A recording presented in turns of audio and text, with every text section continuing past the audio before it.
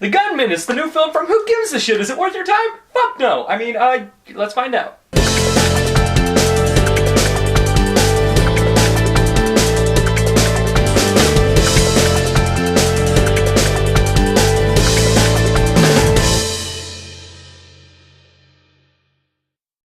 Hey everybody, welcome to the Gavin Vita Show, the show where I do the very difficult task of telling you whether a movie is worth your time or not and deserves a spot in your movie collection. As always, I'm Ash, and today we're going to be talking about The Gunman.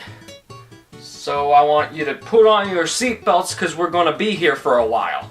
So The Gunman is about Sean Penn, who's this assassin, and he kills like the president of mining in the Congo because... reasons! I don't fucking know.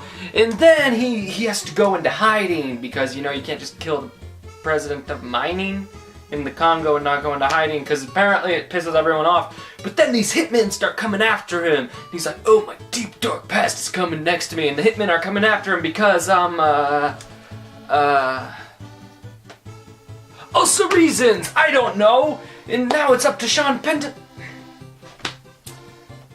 I saw this movie, guys. It was right before my eyes. I watched it unfold, and I have no idea what it was about. And if that didn't give it away, I'll just come right out now and say it. This movie...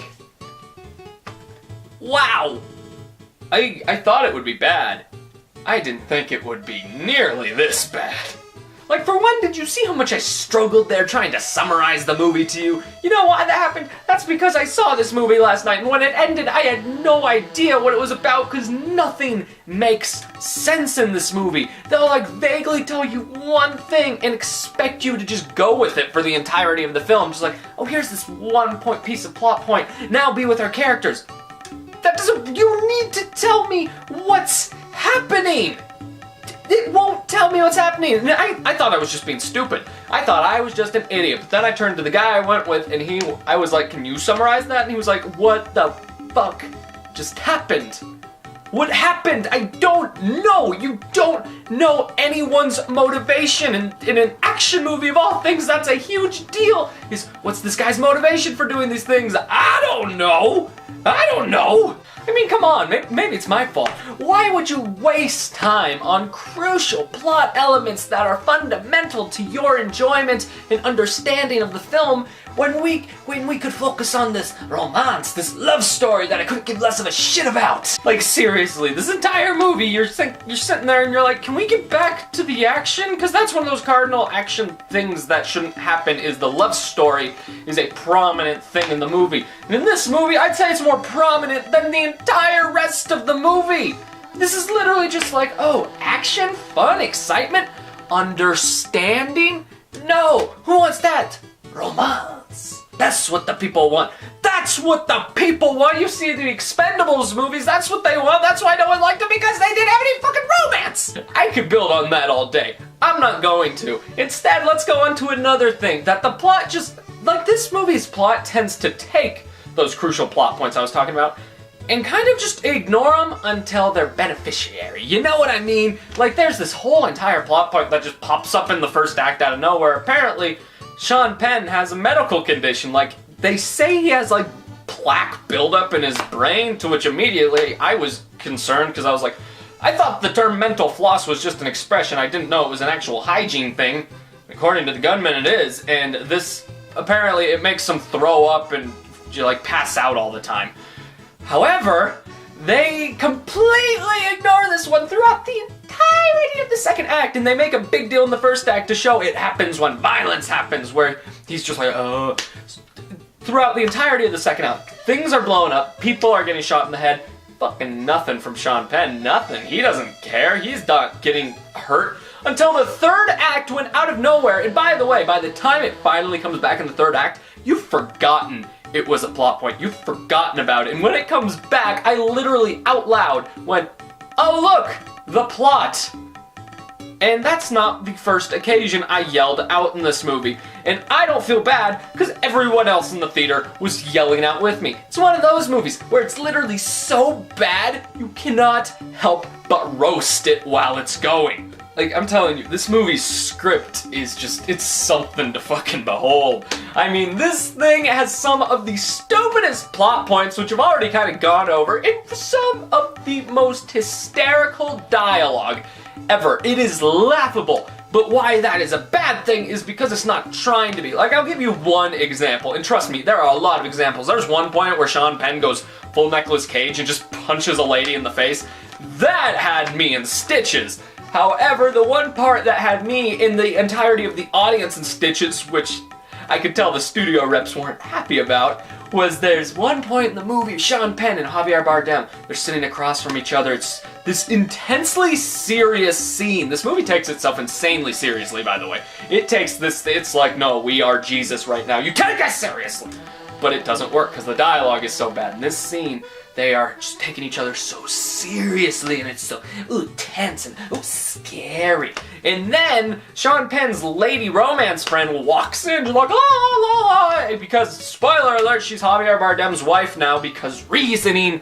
And she walks in and she sees the two of them together, and they're just like, they just kind of stare at each other. And she had just been riding horses, so she's like, I'm gonna go take a shower. And Javier Bardem looks up at her with all the seriousness he can muster and goes, you better go take a shower. Like, that doesn't sound like much coming from me. But trust me, if you were in the theater with me and with all these other people, the second that line happened, the entirety of the theater bursted into this insanely huge fit of laughter. This laughter, if laughter is the best medicine, then I got 5 more years to live. Because this was insane. I had trouble paying attention to the plot afterwards because I was laughing. Me and my friend Will were both laughing for a good 3 minutes after it ended. Like, it was hard not to. And that happens so many times, guys. Happens so many times where something so ridiculous and stupid happens that you can't help but burst out into hysterical laughter. And in a movie that's taking itself so seriously, that's not a good thing. But hey, Ash, it's an action movie. Action's fun. As long as we get the action right, we're good, right? Yeah, and I guess this director must know a lot more than me, because to me, I look at action films like Kingsman: The Secret Service, I look at John Wick, and I look at those action scenes, and I see how you see every hit because of how well they're shot. They're shot with such love that you see every hit, every bullet, everything. You see everything, and it leads to enjoyment. I must be stupid or something, because this director was like, are you kidding? Who even likes that? We got an action scene, we're just, hey, cameraman, can you fucking juggle? Just go like that with the camera, just go, while Sean Penn's doing it, and we'll put in a ton of rapid cuts, so you have no idea what's going on. What? Aren't those action scenes that, you know, you see everything and you understand what's happening? Aren't those the worst? No, of course this director's right. The best action scenes are the ones that make you want to vomit because of how shaky they are. And hey, who even cares about the action? I don't know what's happening. To me, it looks like Sean Penn is just doing some crazy abstract dance number, and a guy just happened to get in the way of it. I don't fucking know. This is all sarcastic, by the way. This action's terrible! The acting's okay, I guess. Sean Penn, he's functional. His character really annoyed me, though, and he was just... It was so stupid. It was so stupid. Javier Bardem in this movie was so funny. He was so funny. He always felt drunk for some reason. He was hysterical, but for all the wrong reasons, just like the rest of this movie. Whenever he made it funny, whenever we laughed at him, we weren't supposed to laugh at him is the issue here. You know what I mean? That's an issue. I'll say this, Idris Elba is the absolute best part of this movie, and he is in this movie for a total of like 3 scenes. And those scenes are short as shit and near the end. That's how bad this movie is. That one good actor walks in for like 2 seconds and he becomes the best part of the movie. Also, there's one point where he hands Sean Penn a business card, and on it says JB on it, and immediately I turned to Will and I was like, he's James Bond! This movie's a 10 out of 10 now! And then he turns it around and it's like, I don't remember what it was afterwards, so I didn't care anymore, but... So in the end, The Gunman was, you guessed it, terrible! This is one of the worst movies I've seen all year. In fact, to move over Mordecai, this is my new second worst of the year. Holy shit, is this movie bad? I will say this though. Don't go out and pay to see this movie. Don't even rent it. Don't do any of that shit. But if you're just watching TV with a buddy, you're bored, and this thing pops up, you watch it, you get the popcorn ready, and you get ready to roast it. You know when you watch movies like Batman and Robin in The Room and Troll 2, just because they're so bad, they're great? What? Meet the Gunman. Meet the Gunman. It's not as enjoyable, but this is definitely a movie that if you roast it with friends, you will become better friends. And no movie collection, no. No movie collection, no. No movie collection, no. The Gunman gets an F out of 10.